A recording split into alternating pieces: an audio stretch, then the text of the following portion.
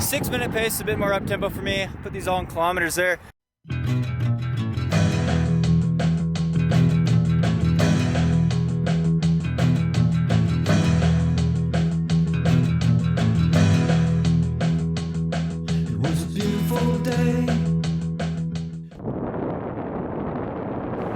All right, so 6-minute mile pace, 3:45 per kilometer pace. Pretty up-tempo pace for me. It's a good long run pace, maybe doing a 20-mile long run, 32K pace. But stride rate's pretty good at 176 steps per minute. I usually like it a little faster, closer to the 180 range. That's not a set rule though, and I've done previous videos on my regular YouTube channel, VO2max Productions, on ideal stride rate or cadence, how many steps you take in a minute, and variations on that. 180 is not the set rule, but if you're getting closer to race pace, 5K pace, 10K pace, marathon pace on a flat road, generally the faster the better.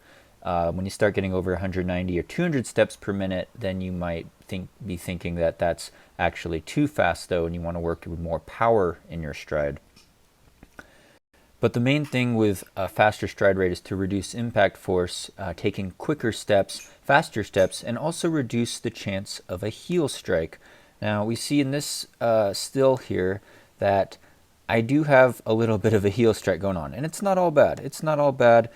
The main thing you want to see is that the foot is not landing too far in front of the body. So you see I have a slight forward lean here, and it is landing in front of the body. So, you know, that's a slight overstride. That's a slight heel strike. It hasn't been all bad for me because I am fairly efficient at this pace and I haven't gotten a whole lot of overuse injuries, but it's a braking force. It's a braking force with the heel hitting first. Reactionary forces are going to be going this way in this vector, pushing you backwards a bit. And so that is an injury risk. It's an efficiency risk. Again, if you quickly transition, though, to the front part of your foot, on impact, it's not going to be as bad, but you can see how the foot's angled up there. It is a bit of a heel strike. You just don't want this to be too extreme or cause injury. Another thing I want to talk about in this still frame is hip extension, or if you see this back leg kicking back, I don't have a ton of separation between the legs, between the thighs here, so this angle, and part of it's because I'm not running super fast, but if you actually see a slow motion path of this running form, you could see there's a little bit of a hiccup in my hip, and that's kind of the lack of hip mobility, maybe some tightness in this hip that with the legs kicking back, it's not moving back as efficiently as it should, right? You want really smooth motion and good hip extension. This leg's not going back very far. Likewise, you also see the foot on that back kick trailing leg is not really in very much what we call plantar flexion. It's actually pointing almost straight down, which is okay, but generally we'd like to see it angled a little more back. Kind of a plantar flexion is what we call it, where the foot is actually flexed, a more slipstream aerodynamic position for when that leg needs to be brought forward. It's a shorter lever if the toe's not pointed straight down, and you could bring that leg forward faster as the stride progresses. It's not something I'd worry about too much, as the impact force and the position of the body, as well as hip extension from the center of mass, the core, is more important.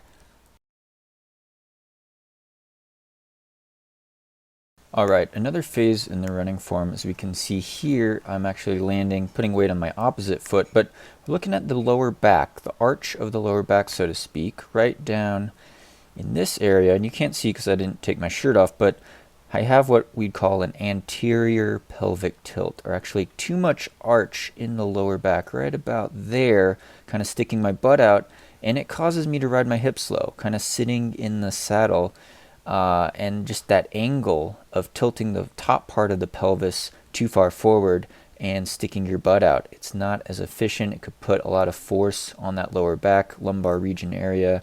I've had problems with a little pain in the SI joint, as well as getting ideal hip extension and overloading the quads as well.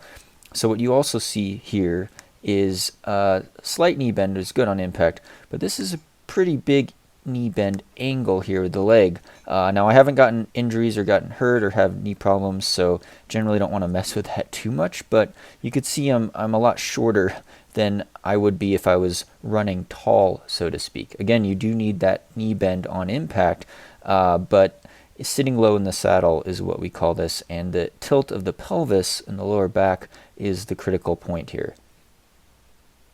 So the key here would be looking to have that pelvis area, that core area, to getting more of a posterior pelvic tilt and less of an arch in the lower back to get those hips forward and up a bit.